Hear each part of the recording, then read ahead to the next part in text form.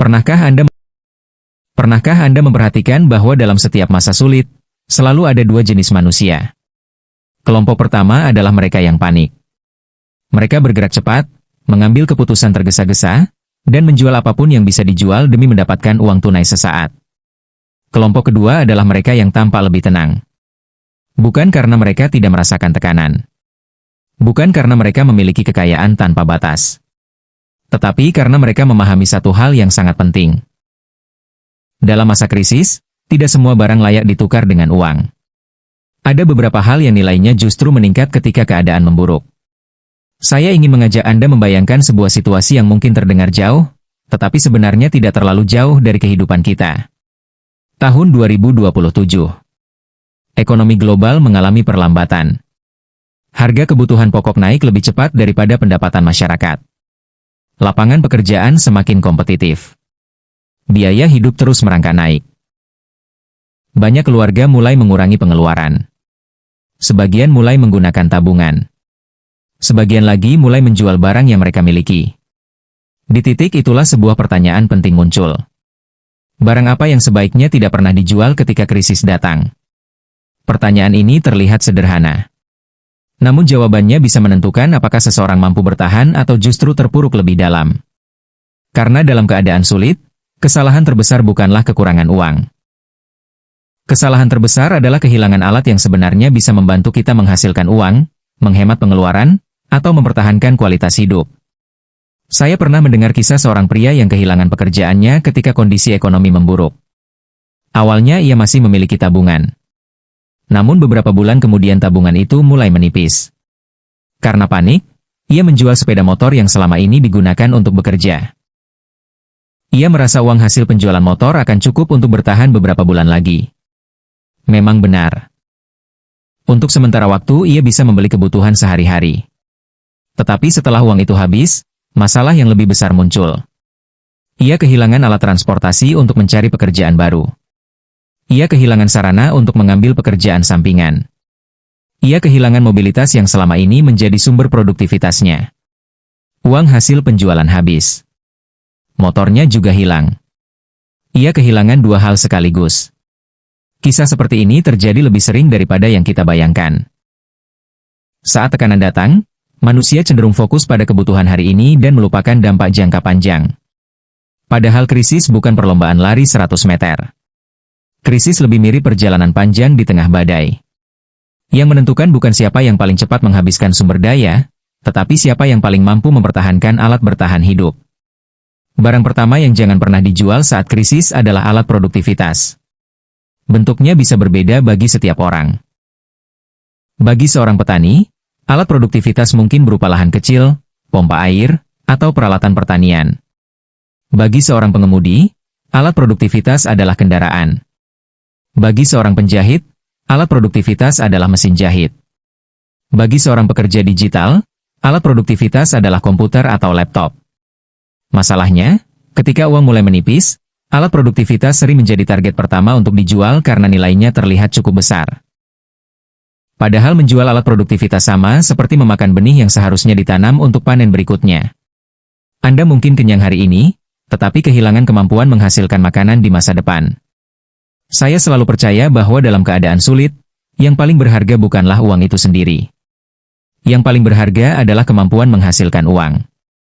Kemampuan menghasilkan uang adalah pohon. Sedangkan uang hanyalah buahnya. Banyak orang memotong pohonnya demi mendapatkan beberapa buah terakhir. Setelah itu mereka bingung karena tidak ada lagi yang bisa dipanen. Barang kedua yang jangan pernah dijual adalah peralatan yang mendukung kebutuhan dasar keluarga.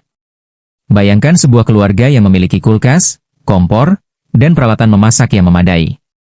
Saat kondisi ekonomi memburuk, mereka masih mampu membeli bahan mentah dan memasak sendiri. Biaya makan bisa ditekan. Pengeluaran menjadi lebih terkendali. Namun jika karena tekanan ekonomi mereka menjual peralatan tersebut, mereka kehilangan kemampuan untuk menghemat pengeluaran. Banyak orang tidak menyadari bahwa penghematan adalah bentuk pendapatan yang tidak terlihat. Setiap rupiah yang berhasil dihemat sama berharganya dengan rupiah yang berhasil diperoleh. Ketika sebuah keluarga mampu memasak sendiri, menyimpan makanan dengan baik, dan mengelola kebutuhan rumah tangga secara efisien, Mereka sebenarnya sedang menciptakan benteng perlindungan terhadap tekanan ekonomi. Barang ketiga yang jangan pernah dijual adalah aset yang menghasilkan. Di masa sulit, aset produktif sering dijual karena dianggap sebagai sumber dana cepat. Sebidang tanah kecil yang disewakan. Kios sederhana yang masih memberikan pemasukan bulanan. Kebun yang menghasilkan panen rutin. Semua itu terlihat menggoda untuk dilepas ketika kebutuhan mendesak datang. Namun kita harus memahami perbedaan antara aset dan barang konsumtif. Barang konsumtif menguras uang. Aset menghasilkan uang. Ketika aset produktif dijual, yang hilang bukan hanya nilai barangnya. Yang hilang adalah aliran pendapatan yang mungkin selama ini membantu keluarga bertahan. Ada banyak orang yang menyesali keputusan menjual aset produktif setelah krisis berakhir. Saat keadaan membaik, harga aset sudah naik jauh lebih tinggi. Mereka tidak lagi mampu membelinya kembali. Mereka kehilangan sumber penghasilan yang sebelumnya bisa diwariskan kepada anak-anak mereka. Krisis sering membuat manusia melihat jangka pendek. Padahal keputusan terbaik justru sering berasal dari kemampuan melihat lebih jauh. Seperti seorang nahoda yang tetap memperhatikan arah pelayaran meskipun ombak sedang tinggi. Jika seluruh perhatian hanya tertuju pada gelombang di depan mata, kapal bisa kehilangan arah. Barang keempat yang jangan pernah dijual adalah persediaan kebutuhan pokok yang tahan lama. Ketika harga terus naik, barang yang mampu memenuhi kebutuhan dasar memiliki nilai yang jauh lebih besar daripada yang terlihat.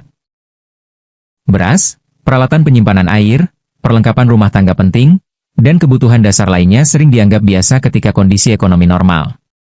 Namun saat krisis, barang-barang tersebut berubah menjadi fondasi ketahanan keluarga. Saya sering melihat orang rela menjual apa saja demi mendapatkan uang tunai. Setelah itu mereka harus membeli kembali kebutuhan yang sama dengan harga lebih mahal.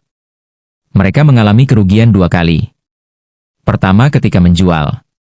Kedua ketika membeli kembali. Inilah alasan mengapa keputusan finansial saat krisis harus dibuat dengan kepala dingin. Setiap barang perlu dinilai bukan hanya berdasarkan harga jualnya hari ini, tetapi berdasarkan manfaatnya dalam membantu keluarga bertahan selama berbulan-bulan ke depan. Barang kelima yang jangan pernah dijual adalah pendidikan dan keterampilan. Mungkin ini bukan barang dalam arti fisik. Namun nilainya seringkali jauh lebih besar daripada benda apapun yang ada di rumah kita. Saat kondisi ekonomi memburuk, sebagian orang menghentikan proses belajar mereka. Mereka berhenti meningkatkan keterampilan. Mereka berhenti membaca. Mereka berhenti berinvestasi pada kemampuan diri. Padahal sejarah menunjukkan bahwa orang yang memiliki keterampilan relevan akan selalu memiliki peluang lebih besar untuk bertahan. Dunia mungkin berubah. Teknologi mungkin berkembang. Kondisi ekonomi mungkin memburuk. Tetapi kemampuan yang berguna akan selalu dicari. Ketika seseorang mempertahankan dan meningkatkan keterampilannya di tengah masa sulit, ia sedang membangun mesin penghasil nilai yang tidak bisa dicuri, tidak bisa rusak karena inflasi, dan tidak mudah hilang karena perubahan zaman. Saya percaya bahwa salah satu kesalahan terbesar yang sering terjadi saat krisis adalah menukar masa depan dengan kenyamanan sesaat. Keputusan seperti ini terasa masuk akal ketika tekanan sedang tinggi. Namun dampaknya sering bertahan bertahun-tahun setelah krisis berakhir. Krisis ibarat musim kemarau panjang. Orang yang bijak tidak membakar seluruh pohon untuk mendapatkan api yang besar hari ini. Mereka menggunakan sumber daya dengan hati-hati agar tetap memiliki sesuatu untuk masa depan. Mereka memahami bahwa bertahan hidup bukan hanya soal hari ini. Bertahan hidup adalah memastikan bahwa ketika badai berlalu, mereka masih memiliki fondasi untuk membangun kembali kehidupan. Dan justru disinilah pelajaran paling penting yang sering terlupakan. Banyak orang mengira kekuatan finansial diukur dari seberapa banyak uang yang dimiliki. Padahal dalam kenyataannya, kekuatan finansial lebih sering ditentukan oleh seberapa banyak aset penting yang masih bisa dipertahankan ketika keadaan menjadi sulit. Saat semua orang panik, kemampuan mempertahankan aset yang benar-benar penting adalah bentuk keberanian yang jarang terlihat. Tidak ada tepuk tangan. Tidak ada pujian. Tetapi keputusan itulah yang sering menjadi pembeda antara mereka yang bangkit setelah krisis dan mereka yang terus tertinggal setelahnya.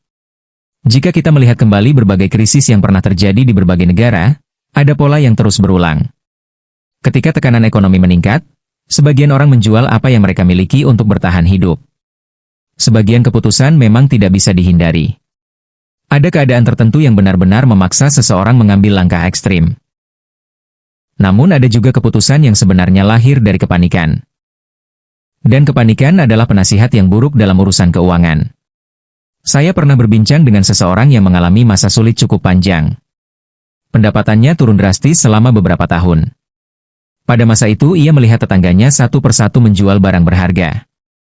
Ada yang menjual perhiasan keluarga. Ada yang menjual kendaraan kerja. Ada yang menjual lahan kecil yang diwariskan orang tua. Sebagian merasa lega karena memperoleh uang tunai. Namun beberapa tahun kemudian, ketika keadaan mulai membaik, mereka menyadari bahwa barang yang dijual ternyata jauh lebih berharga daripada uang yang pernah mereka terima. Ada satu pelajaran yang sangat menarik dari kisah tersebut. Saat krisis berlangsung, nilai sebuah barang tidak selalu tercermin dari harga pasarnya. Nilai sebenarnya terletak pada fungsi dan manfaat yang bisa diberikan dalam kehidupan sehari-hari. Karena itu barang keenam yang jangan pernah dijual adalah kendaraan yang benar-benar dibutuhkan untuk bekerja dan mencari nafkah. Saya tidak sedang berbicara tentang kendaraan mewah atau kendaraan yang hanya menjadi simbol gaya hidup. Yang saya maksud adalah kendaraan yang menjadi sarana utama untuk bergerak, bekerja, mengangkut barang, mencari pelanggan, atau memperoleh penghasilan. Dalam kondisi ekonomi yang sulit, mobilitas adalah kekuatan. Semakin mudah seseorang berpindah dari satu tempat ke tempat lain, semakin besar peluang yang bisa dijangkau. Seorang pedagang bisa mencari pasar baru. Seorang pekerja bisa menghadiri wawancara kerja. Seorang pengemudi bisa memperoleh pendapatan tambahan. Semua itu bergantung pada kemampuan bergerak. Banyak orang melihat kendaraan hanya sebagai aset yang bisa diuangkan. Padahal bagi sebagian keluarga, kendaraan adalah jembatan yang menghubungkan mereka dengan sumber penghasilan. Menjualnya demi kebutuhan jangka pendek seringkali berarti memutus akses terhadap peluang yang lebih besar. Barang ketujuh yang jangan pernah dijual adalah alat komunikasi dan akses informasi. Di masa lalu mungkin hal ini tidak terlalu penting. Namun di era sekarang, telepon genggam dan perangkat komunikasi telah menjadi bagian dari kehidupan ekonomi sehari-hari. Banyak pekerjaan ditemukan melalui internet. Banyak pelanggan datang melalui media digital. Banyak transaksi dilakukan secara daring. Bayangkan seseorang yang kehilangan pekerjaan. Ia membutuhkan informasi lowongan kerja, peluang usaha, atau jaringan profesional. Jika ia kehilangan akses terhadap komunikasi, ia kehilangan salah satu alat terpenting untuk bangkit kembali. Krisis modern bukan hanya tentang kekurangan uang. Krisis modern juga tentang kecepatan memperoleh informasi. Orang yang memiliki akses informasi lebih cepat seringkali mampu mengambil keputusan lebih baik dibanding mereka yang tertinggal. Karena itu, jangan melihat alat komunikasi hanya sebagai benda elektronik. Dalam banyak kasus, alat tersebut adalah pintu menuju kesempatan. Barang kedelapan yang jangan pernah dijual adalah perlengkapan kesehatan dasar keluarga. Saat ekonomi memburuk, biaya kesehatan sering terasa semakin berat. Pada saat yang sama, kemampuan masyarakat untuk membayar layanan kesehatan justru menurun. Inilah mengapa menjaga kesehatan menjadi investasi yang sangat penting. Peralatan kesehatan sederhana, perlengkapan pertolongan pertama, alat ukur kesehatan yang diperlukan keluarga, dan berbagai kebutuhan dasar lainnya memiliki nilai yang jauh lebih besar daripada yang terlihat. Ketika kondisi darurat terjadi, barang-barang tersebut dapat menghemat waktu, biaya, dan tenaga. Seringkali orang hanya menghitung nilai jual suatu barang. Mereka lupa menghitung biaya yang harus dikeluarkan jika barang itu tidak lagi tersedia ketika benar-benar dibutuhkan. Dalam dunia keuangan pribadi, ada sebuah konsep sederhana yang jarang dibahas. Bukan hanya pendapatan yang perlu dilindungi. Pengeluaran besar yang bisa dihindari juga harus dicegah. Dan kesehatan adalah salah satu faktor terbesar yang memengaruhi kondisi keuangan keluarga. Barang kesembilan yang jangan pernah dijual adalah lahan produktif sekecil apapun. Banyak orang menganggap lahan kecil tidak memiliki nilai berarti. Namun sejarah menunjukkan sesuatu yang berbeda. Dalam berbagai masa sulit, tanah selalu menjadi salah satu aset yang mampu mempertahankan nilainya. Lahan kecil dapat digunakan untuk menanam kebutuhan pangan. Dapat disewakan. Dapat dimanfaatkan untuk usaha sederhana. Bahkan ketika tidak menghasilkan uang secara langsung, keberadaannya tetap menjadi cadangan nilai yang penting. Saya teringat kisah seorang keluarga yang memiliki sebidang tanah kecil di pinggiran desa. Selama bertahun-tahun tanah itu dianggap tidak terlalu berguna. Namun ketika kondisi ekonomi memburuk, tanah tersebut mulai ditanami berbagai kebutuhan pangan. Hasilnya memang tidak membuat mereka kaya. Tetapi cukup untuk mengurangi pengeluaran rumah tangga secara signifikan. Disitulah mereka menyadari bahwa nilai sebuah aset tidak selalu diukur dari keuntungan besar. Kadang nilai terbesar justru berasal dari kemampuannya mengurangi tekanan hidup. Barang ke-10 yang jangan pernah dijual adalah sumber pangan keluarga. Dalam keadaan normal, kita sangat bergantung pada pasar. Kita membeli hampir semua kebutuhan dari luar. Namun ketika harga naik terus-menerus, kemampuan menghasilkan sebagian kebutuhan sendiri menjadi keuntungan besar. Pohon buah yang produktif. Kebun kecil di halaman rumah. Kolam ikan sederhana. Ternak skala rumah tangga. Semua itu mungkin terlihat biasa ketika ekonomi berjalan normal. Namun ketika biaya hidup meningkat tajam, keberadaan sumber pangan menjadi seperti mata air di tengah musim kemarau. Banyak keluarga yang mampu bertahan bukan karena mereka memiliki pendapatan terbesar. Mereka bertahan karena sebagian kebutuhan hidup mereka tidak harus dibeli setiap hari. Krisis mengajarkan sebuah pelajaran yang sering dilupakan masyarakat modern. Kemandirian memiliki nilai yang sangat tinggi. Semakin banyak kebutuhan yang bisa dipenuhi sendiri, semakin kecil ketergantungan terhadap kondisi ekonomi yang tidak menentu. Lalu muncul pertanyaan yang lebih besar. Mengapa banyak orang tetap menjual barang penting ketika krisis terjadi? Jawabannya seringkali bukan karena kurang cerdas. Jawabannya adalah karena tekanan emosional. Ketika tagihan datang. Ketika kebutuhan anak harus dipenuhi. Ketika pendapatan menurun. Otak manusia cenderung mencari solusi tercepat. Uang tunai terlihat seperti jawaban yang paling jelas. Akibatnya, banyak keputusan diambil tanpa mempertimbangkan konsekuensi jangka panjang. Padahal uang tunai memiliki sifat yang unik. Ia sangat mudah habis. Hari ini terasa banyak. Beberapa bulan kemudian mungkin tidak tersisa apa-apa. Sementara barang yang dijual seringkali tidak mudah dibeli kembali. Bayangkan seseorang menjual aset produktif senilai puluhan juta rupiah. Uang tersebut digunakan untuk memenuhi kebutuhan selama beberapa bulan. Setelah habis, asetnya tidak kembali. Penghasilannya tidak bertambah. Bahkan kemampuan menghasilkan uang justru menurun. Inilah jebakan yang sering terjadi dalam masa sulit. Orang merasa sedang menyelesaikan masalah, padahal sebenarnya hanya menunda masalah yang lebih besar. Saya tidak mengatakan bahwa semua aset harus dipertahankan dalam keadaan apapun. Ada situasi tertentu yang memang memerlukan pengorbanan. Namun yang perlu dipahami adalah urutan prioritas. Barang yang menghasilkan uang harus dipertahankan selama mungkin. Barang yang mengurangi pengeluaran harus dipertahankan selama mungkin. Barang yang menunjang kesehatan harus dipertahankan selama mungkin. Barang yang mendukung kemampuan bekerja harus dipertahankan selama mungkin. Karena 4 kategori inilah yang menjadi fondasi ketahanan ekonomi keluarga. Jika fondasi tersebut hilang, proses bangkit kembali akan jauh lebih sulit. Sama seperti rumah yang kehilangan tiang penyangga. Mungkin masih berdiri untuk sementara waktu. Tetapi kemampuannya menghadapi badai menjadi jauh lebih lemah.